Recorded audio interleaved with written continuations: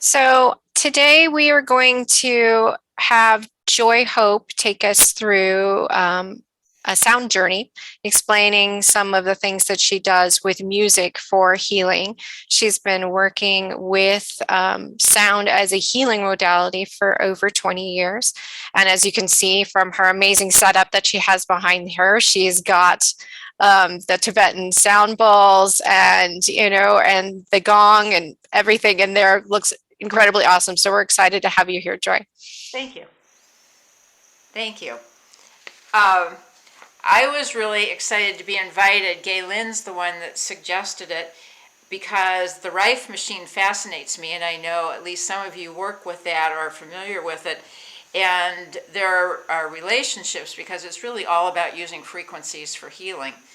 So this is another type of doing that, a more old-fashioned type. The Rife is an amazing new way that they're doing it. The science behind music and actually the machine as well, the science is about when two vibrations meet, they create a third vibration. And you can YouTube this or Google it and find all kinds of examples. Well, we'll show you specifically what happens. But the bottom line is they do create changes in the body and in all different kinds of ways. In optimal health, all the parts of your body are already vibrating at their very best frequency. But when you have some kind of disability, they are not. And so all of these different modalities that work with vibrations to help the body to heal are using that principle to do that. What we need to be careful about, though, is just because something is music, it doesn't necessarily mean it's healing. There's music that can make you feel worse, too. And you can think about different songs, how some of them make you feel really happy, some of them make you feel sad. It's the same kind of a concept. And in some of the instruments that I've worked with, I find that using the gong as an example, it's a very powerful instrument. And for some people, it can create some very deep healing reactions, and pretty fast, too, because it's a very loud instrument. But for other people, it's too strong, and it's a very terrible experience for them. And I had a friend that had to just plain stop me right away, and that was she was actually the first person I played my new gong for, and she couldn't tolerate it because it was more than she could deal with in the sensitive condition she was. So you do need to be aware that music, you need to be thoughtful and careful with what you select. And when you talk about everything being vibration, that includes intention. So one of the things that's important when you go into a healing session is to have the intent that this is for healing purposes. And that will make a difference in the outcome. And so and actually one of the classes that I took along the way was a Reiki class working with drums. And you were sending the Reiki through the vibration of the drum, which is another intention. So it was a good example of how that could be done. There's a great book that I highly recommend to everybody. It was written by David Gibson, and I had sent you that list. You might want to put that on with the recording of the different books and things. But it was called The Complete Guide to Sound Healing, and he talks about the healing properties of many instruments and a lot of the concepts and things like that. And so if you want to go further into instruments, I highly recommend that. And I've been using it some and making some of my selections too. Now you mentioned something before about you having a group that you work with occasionally to do these kind of sound baths. Do you work with other people? Does it help to have more people when you do these kind of healings, or does it matter? It doesn't matter. I do some private ones for one person.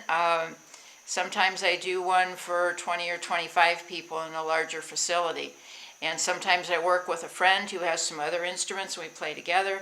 And sometimes it's just me. So it doesn't really make any difference. What I think With a smaller group, it allows you to be more specific about your intention and what you're doing, and specifically setting it up for those people and what you know of that audience. With a larger group, you go in with the intention that it's healing, and a lot of people do get some very good healing, but it's not necessarily as specific. Okay, thank you. So the first instruments that I started doing healing work with were drums. For one, they're very simple to play, and I was starting to drum, and a friend of mine is a shaman, and he was doing drum circles, and he asked me to work with him, and I had a lot of fun doing that. And so I wanted to read a quote from Michael Harner, who is an anthropologist and a founder of the Foundation for Shamanic Studies. After having personally practiced shamanism, shamanic healing, and shamanic journeying for more than half a century, I can say that there is nothing I have encountered in reports of the spiritual experiences of saints, prophets, psychedelic drug experimenters, near-death survivors, avatars, and other mystics that is not commonly experienced when following classic journey methods using a drum." End quote. And what my friend and I found is that's very much what was happening in the drum circles we were doing. There'd be lots of kinds of releases. Sometimes in the journeying, you get to speak with people that have crossed over, can close up some old business. All kinds of wonderful things were happening for people. And there were two rhythms that I thought I'd mention just briefly that we used. One is we would often open with just a heartbeat. And I will be doing that today too. And it's really helps you to start to relax so that you can be more open to what's going on.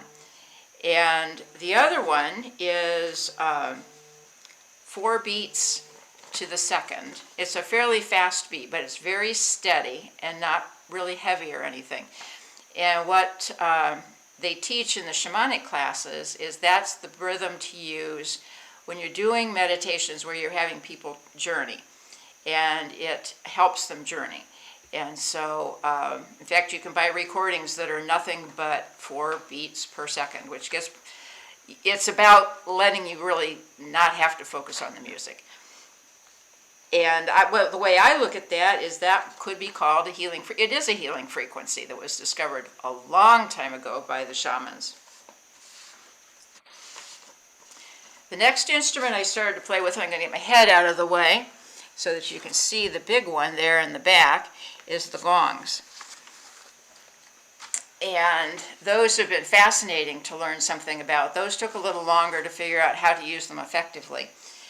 But, and I have another quote here from a Thai wellness practitioner. "Vibrations move through water in the body. When this happens, it helps stimulate circulation to allow muscle relaxation and improve lymphatic flow." And this particular type of sound you get from the gongs does that very strongly because it's a very deep, penetrating kind of a sound. And so they've been fun to work with. Now I have some small ones in the back that I will probably play today. I will not play the big one because my sound system can't tolerate something that loud. All you would get is a nasty noise. They can record them, but Zoom doesn't really like anything that loud, so we won't be playing the big one. And then I went into singing bowls because I just kept getting redirected. And you can also see, they aren't all here, but a lot of them are. And that's what I'll mostly be playing for you today. They come in lots of frequencies, deep sounds, beautiful sounds. I'm really partial to them. And one of the things that people talk about is how, a lot of people talk about how the root chakra is the note C, and the next chakra is the note D, and it just goes up through the scale. One of the people that I've been reading that does the Tibetan bowls talks about a second system. That system's called the Vedic system. There's also a Himalayan system, which has completely different notes for different chakras. And so what Suren concludes in his book, if you have a strong affinity to using a particular bowl for healing in a particular way, you can ignore both systems and use your intuition. If you have only one bowl, you can certainly use it anywhere on the body.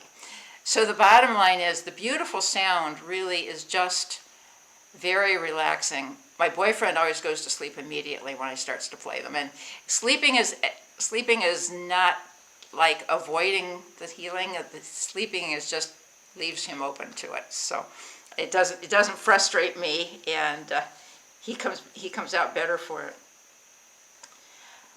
One of the things you hear about are solfeggio frequencies. That's a scale. I think they have 9 solfeggio frequencies now. Depending on what you read, it's kind of a bogus system. But the bottom line is the sounds are beautiful. And I have 3 of them. I will be using them today. And I chose the ones for the 6th chakra, the 7th, and then there's one for up here, getting it so you can see. So I'm just curious why you, I know that the Rife systems have solfeggio frequencies in there. Okay. So you were saying that it's kind of a bogus system. So what did you mean by that? No, I'm saying some people are saying that. Oh, okay, got it. Okay. There are some really complicated explanations about how they came up with them, which may be very, very valid. There are also people that think it's not particularly reasonable. So, but the bottom line is I really like them and I like what they do, so it really doesn't matter what they want to say about them. It's sort of like what Suren was talking about. If you like the frequency, use it. It works. So, and I didn't know about that about Rife. I'm not trying to put anything down. Oh, no. I was just curious because I recognize that, as well as the Schumann resonance, the vibration of the earth. They have that in there as a frequency that you can run on these programs too. Right. And that one I'm real familiar with. In fact, one of the bowls that I just bought, if you play 2 bowls at this, and this is how you can get the Schumann resonance when you're using instruments to do healing work. If the 2 bowls, Schumann resonance itself is 7.83 hertz, plus or minus a half a hertz, but 7.83 is the center. If you have 2 bowls that are 7.83 apart, then when you play them, that 7.83 is this little spot in the middle, and it kind of comes through as a new vibration. Oh, neat. I have 2 balls that are that much apart, and you really can hear it coming up. If you weren't trying to create a Schumann resonance, you might think you have some dissonance actually. But it works perfectly. I'm going to try it tonight. Actually,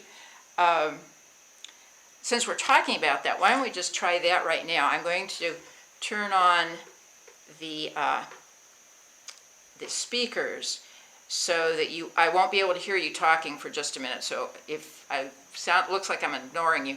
What I don't know, and we'll find out, is whether you can hear the difference between the 2. I'm just going to have a little experiment.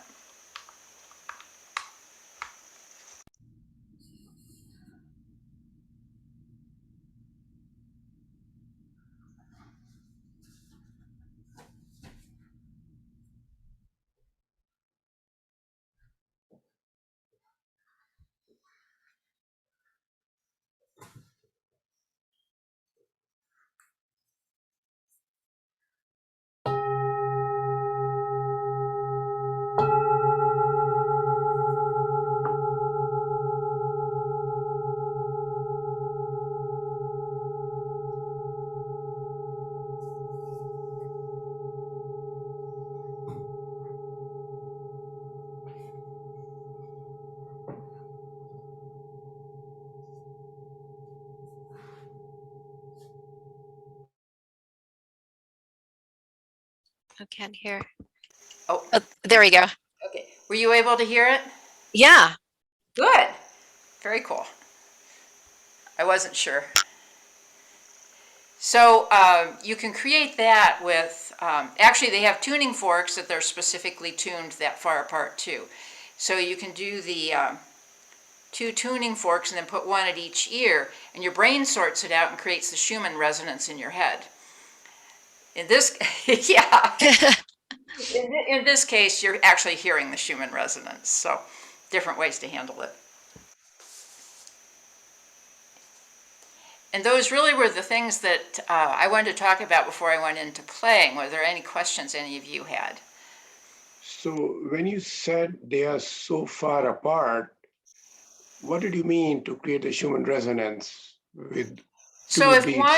if one of them has a frequency of 260 and the other one has a frequency of 267.83, when you play those two bowls, it subtracts the number of the one from the number of the other, and the one that it creates is what you're left with. So you subtract the two, you'd get 7.83, and you'd have a Schumann resonance you could hear. Right, because it always creates the sum and the difference, two frequencies. The sum goes much higher. This is how it works, right? It always gives a sum and the difference. You probably do. I was watching a physics thing on how it works when you have two vibrations in the pond and they come together. And as I watched some different ones, it got really complicated. And I decided I didn't have to try to understand that to explain it today. I think what you're saying is what they were saying. Yeah, I mean, that's part of science, right? That's what Yeah. we were taught. Yeah. So normally in electronics, you will filter out the higher end if you only want the difference. And if you wanted the sum, you'll filter out the other one. Got it. You suppress Okay. the other one, yeah. Yeah. But here somehow it enhances the difference and you get the Schumann. Right. So how does it actually work in the body? So for example, the rife does the same frequency, except it's not audible. What you do is audible. It's exactly the same frequency, right? The Schumann frequency. Right. It's still the same frequency. So which is more powerful if it goes through the audible system of the body or through the subtle, I don't know what other domain it goes through, the rife? I don't know. I don't know. What's exciting to me about what I hear about Rife is how they've been able to find as at least what Gay Lynn has been talking about, find very specific frequencies that will do some very specific, wonderful things in the body. So you can, am I saying this correctly? Somebody let me know if I'm misunderstanding it. So they're really focusing on something very specific. With the healing with the bowls, it's not usually that specific. Now, I have two friends that are intuitive, and so I had them come over at different times so they weren't influencing each other. And I played different bowls, and they told me what they felt in their body when those bowls were being played. And I didn't get the same answer.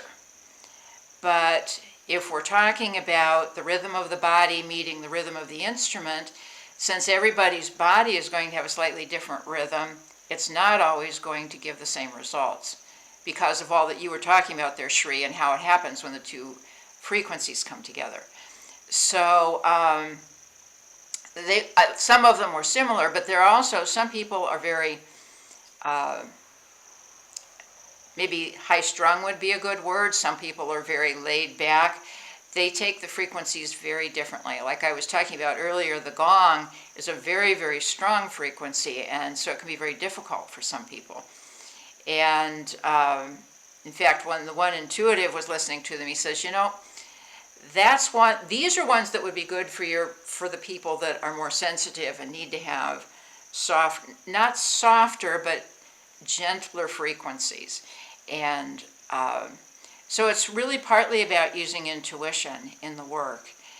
I haven't taken there's lots of classes available to really make you good at making those kinds of selections, and I have not had the opportunity to take those. But So how does it, so the sound frequency, what does it do in the body to heal it? well, when the body is not well, it's the frequency that it's running is not optimal. And the frequency from the instruments, the frequency from the Rife machine, are creating a second frequency to try to bring the body's frequency up to a better place. More specific explanation I don't have for you. That's the way I've heard it explained to me. Okay, it's like the overall frequency of the body, or maybe at the cellular level. Yeah, I'd go more cellular, because each of the organs, and probably even beyond that, smaller little bits, each of them will have potentially their own frequency. It's not like it's one frequency through the whole body. So if I play the same frequency from different percussion instruments, will it have a very different effect? Well, first of all, it would be difficult to do that because the instruments are not calibrated to do that for you. Like what I find with the bowls, I have a lot of different mallets. They give very different sounds, and the friend that was giving me some feedback was saying, oh, well, this is what I felt with this mallet, and this is what I felt with that one, and it was quite different. So getting two instruments to give you exactly the same frequency would be a challenge in itself. So, but if you really got it to be truly exactly the same frequency, logically it feel like it would get the same result. But that's not because I've read that or know that to be true. It just feels right. Right, okay. Yeah. Because somehow I had the impression you can have the same frequency, but the quality of the frequency changes from instrument to instrument. A quality of the sound. Yes, definitely.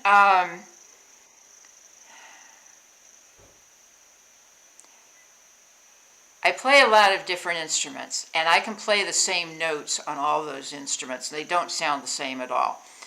And so I know exactly what you're talking about.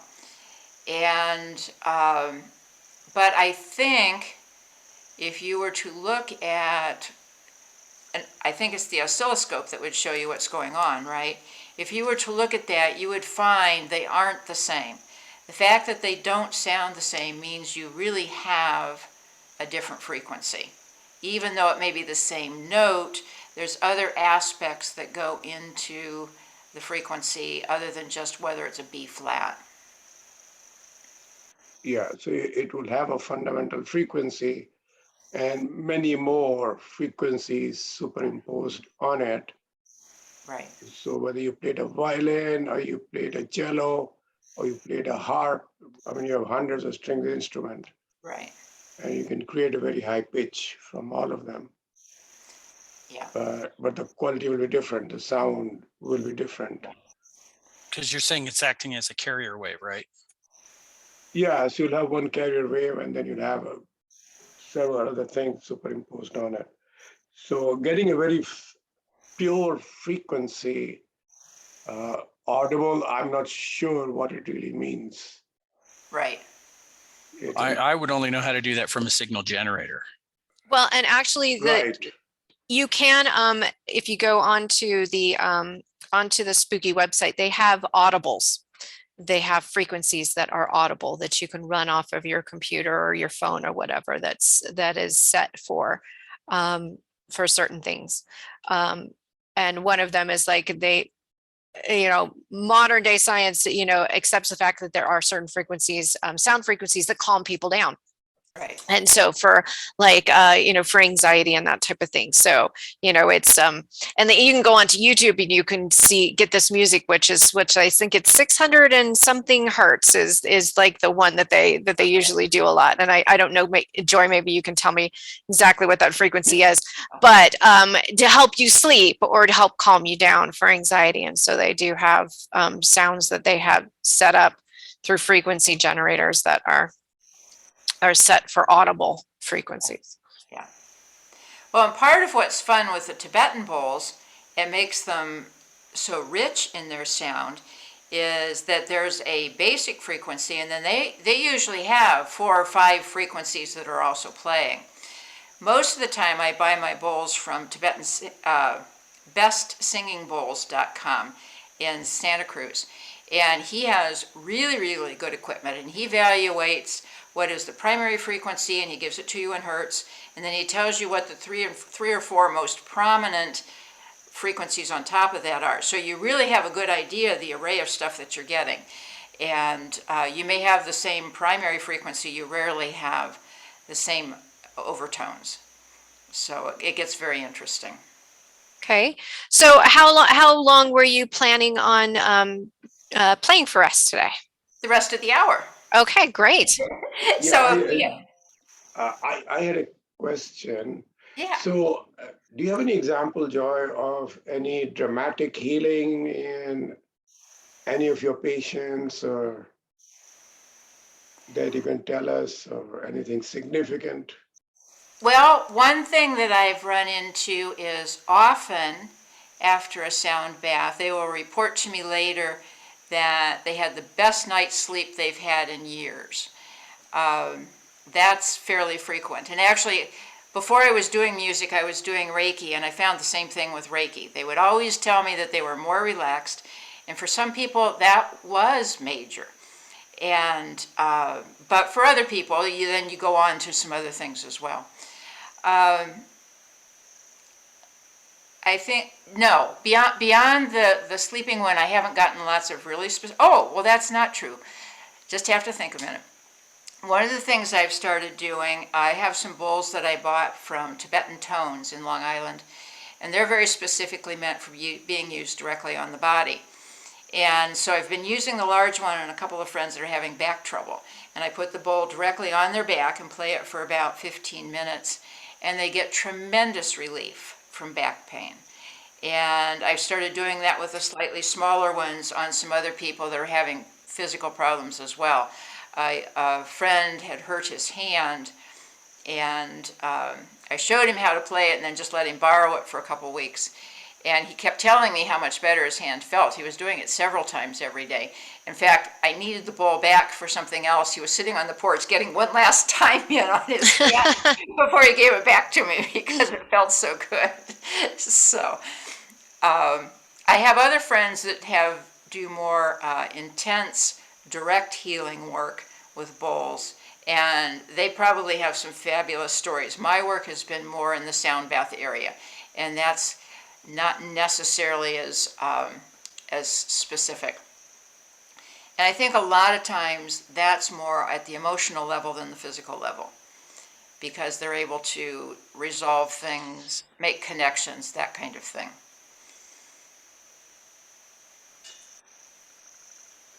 Anything else? No, that was good. Thank you. You're welcome. So I'm going to plug in the speakers again. I'll try to watch the screen. If anybody's really trying to get a hold of me, wave or something, I guess. But I don't, unless something's really going wrong, I don't expect that to happen. So there we go.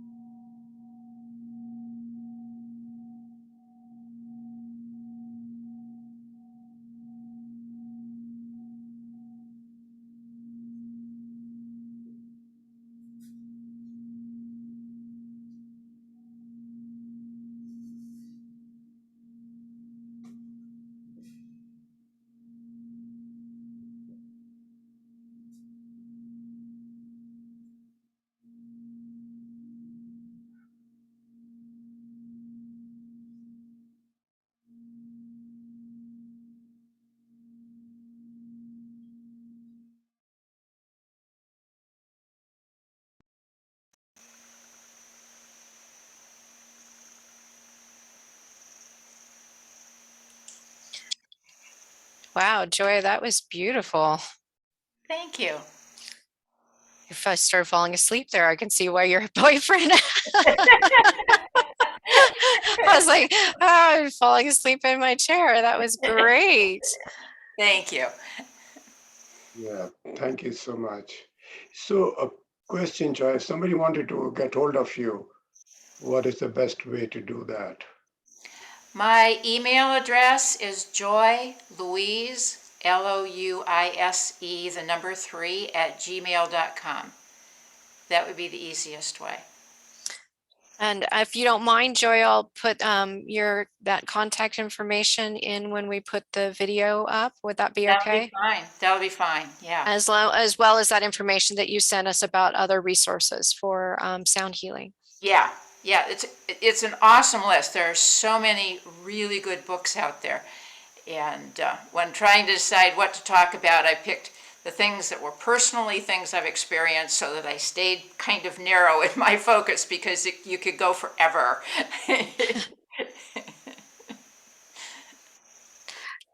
Does anyone else have any questions or want to share their experience or? No, this is I was watching you and Shri fall asleep. Oh, I know. okay. Very relaxing. Yeah, it was totally wonderful. The amount of peace that came through there, the experience was incredible. Thank you. Thank you. So were you listening to it on your phone, John? I was listening to it on my tablet in the car parked, and I was just, believe it or not, I'm still here, and it was just so peaceful and so, it just gave you a whole different centered feeling, you know? And trust me, I had a crazy day today, and and this was just, I mean, a blessing. Really, it really is. Thank Just you. incredible. Thank you. The reason I asked, if you're on a cell phone, they Yeah. don't usually have very good speakers. Exactly. Yeah. And even then, it came through. Okay, good. Okay. Yes. So, thank you. Thank you so much.